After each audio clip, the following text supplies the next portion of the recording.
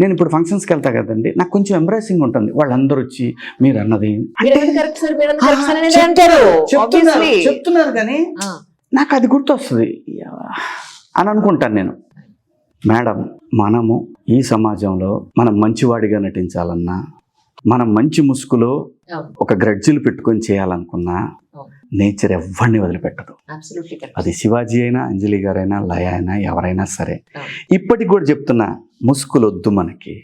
ధర్మంగా ఉందాం, న్యాయంగా మాట్లాడడం. తప్పు క్షమించండి, లేదా ఒప్పు.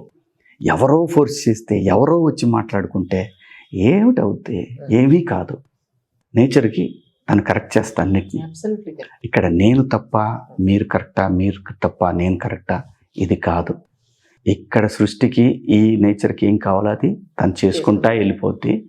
నమ్మకపోతే మీ ఇష్టం. నేనైతే బలంగా నమ్ముతా. అప్పుడే నేను జాగ్రత్తగా ఉంటా. ఇది నేర్పింది సమాజం, సృష్టి రెండు కూడా.